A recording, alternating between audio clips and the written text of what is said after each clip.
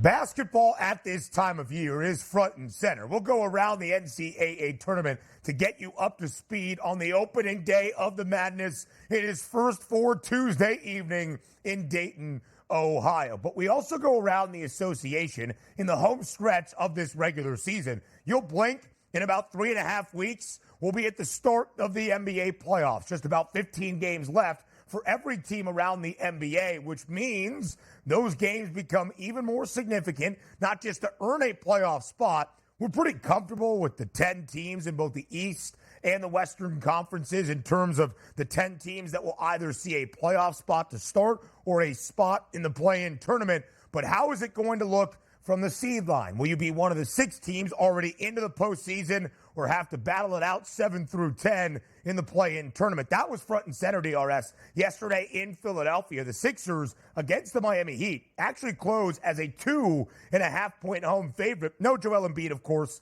for Philadelphia, but no Jimmy Butler either for Miami. The Sixers up by 14 at the start of the fourth quarter, and they hold on for a 7-point home victory, 98-91 over Miami. The Sixers cover as a 2.5-point home favorite. A total that was already minimal at 206 stays under. Neither team gets to 100.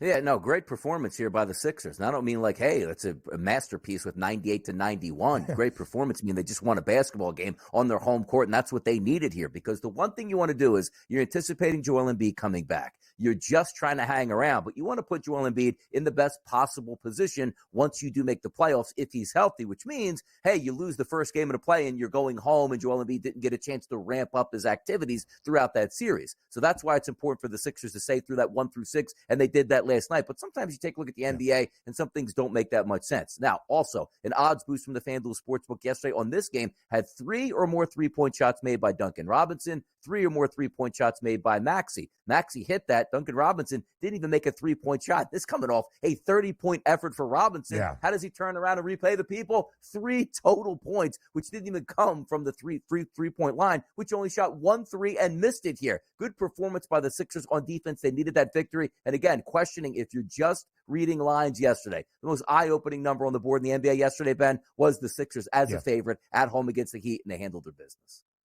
It was 2 points when we were breaking it down in studio out in New Jersey yesterday morning. It actually closed adding on the hook. Philadelphia, in its last 21 games now, has been an underdog 13 times. They're both 5-8 straight up and against the spread. A favorite, like last night, only 8 times.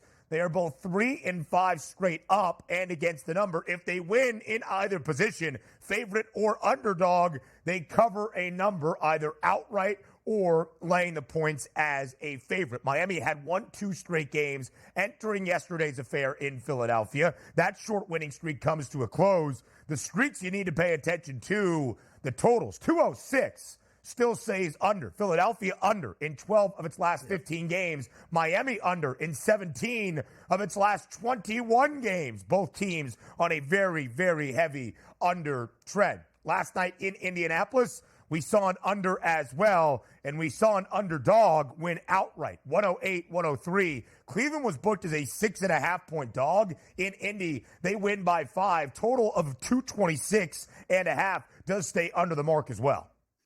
And taking a look at that starting lineup, Niang, Okoro, Allen, Garland, and LeVert. Who we missing there? Donovan Spider, Mitchell doesn't play, and they're still able to go on the road and pick up that victory. If you take a look at the Eastern standings at this point, obviously we know the Bucks and the Celtics 1-1A here, and really a 1A dominant here for the Boston Celtics as a 10-game lead over Milwaukee. But the Cavs sit in that precarious point here where nobody really wants to take that spot from them, so they could sort of hover and let Donovan Mitchell get a little bit healthier, because typically it would be the Knicks, if they were full gas, they'd probably get that 3rd seed. If the Philadelphia 76ers never lost Joel Embiid, they'd probably be at that 3rd seed. So you're getting a little bit of a benefit here for the Cavaliers as long as they can continue to win. And when I say win, they're 5-5, Ben, in the last 10 games. And that's probably going to be good enough just to hold that 3rd seed.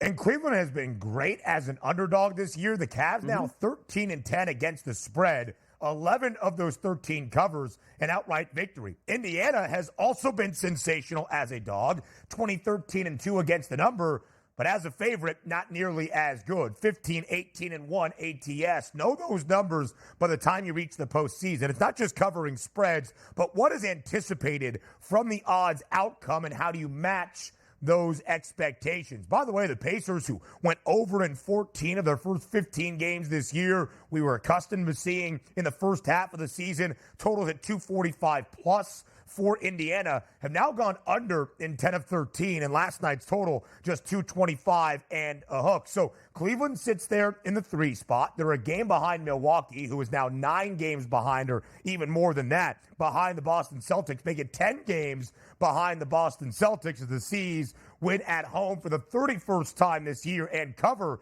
against the Detroit Pistons. They laid 15.5 and still covered the number, but an important game because Indiana now falls into the 7 spot. Philadelphia holds off Miami at home. They vault up to the 6 spot. You see those 3 teams right there, 6, 7, and 8. The Sixers, the Pacers, and the Heat all separated, Donnie, by only a game. And if you take a look at how you think the season is going to end, I don't know how quickly Joel Embiid's going to come back, meaning that if he can come back in the final week of the regular season where they need a win to stay in that 6th spot. But for my money, you're probably looking at, honestly, the Pacers and the Miami Heat both passing the Philadelphia 76ers unless they can hold on miraculously where, Tyrese Maxey is an MVP candidate down the stretch, dropping 35-plus points every single night. Now, the Sixers will play their fair share of bad basketball teams, but quite frankly, the Sixers without Embiid seem like a bad basketball team. So hanging in there in the 6th seed, against my wishes, they're probably not going to hang on to that 6th seed. They'll probably wind up in that 7-8 seed when it's all said and done. They are still 8-13 over the last 21. I pointed out the trends that Philly covers numbers when they win those 8 games, either as a dog or a favorite, but there hasn't been that many outright wins in the last month or so. The New York Knicks have a 3-game advantage over the Philadelphia 76ers. The Knicks sit in that 4 spot. They have a game lead up right now over the Orlando Magic. That will be important, the 4-5 split, to see who hosts the opening round of the postseason. Right now, it is the Knicks, and last night, 6.5-point dog on the road in San Francisco against Golden State, even without OG Anunoby, who, when he returned to the lineup, New York entered on a 3-game win streak, still make it 4 in a row as the Knicks go into San Francisco and win outright, 119-112. Again, booked as a 6.5-point road underdog. A total of 211 and a hook goes under. Jalen Brunson, a huge night for New York. He also stacks it up with Quentin Grimes, who had a career high, or Deuce McBride, a career high 29 points for Deuce. I'll tell you, it's crazy. You take a look at the bench here for the Golden State Warriors. If you'd have told me, Jackson Davis gets 19 points, Chris Paul 14, Klay Thompson 18, they probably win this game going away, and yet they lost it outright because, man, there's a heartbeat in New York right now, which when we talk about the Philadelphia Sixers and Joel Embiid not coming back, it's the same thing right now with the New York Knicks. They're an unfinished product, but still trying to hang in there at 41-27. I'm interested to see if they can get full gas and, let's just say the final 10 or so games of the season to really see what they have. But that's an impressive victory going on the road as an underdog and coming away with the victory. I liked what I saw last night out of the Knicks and Brunson. 34 points out of Jalen Brunson, 29 for Deuce McBride out of West Virginia. My apologies there. 6 triples last night for McBride. Again, the 29 points, a career best for Deuce and the New York Knicks, who now in this 4-game win streak are 3-0-1 against the spread. The Dubs at home this year as a favorite, just 10-18 against the number. They have also gone under in 13 of their 15 wins since February began. Last night, though, they lost, and the game goes over. In Los Angeles, the Lakers looking to hammer the Atlanta Hawks, and that's exactly what happened, winning by 31, 136-105. A big night for D'Angelo Russell, 6 more threes. The Lakers cover as a 9.5-point home favorite. The Atlanta Hawks, the worst cover team in the NBA, now just 23-45 against the spread. The only team that has covered in less than 35% of their games this season. Now we dive deeper into the NCAA tournament bracket on the first night we go dancing in Dayton. That's next.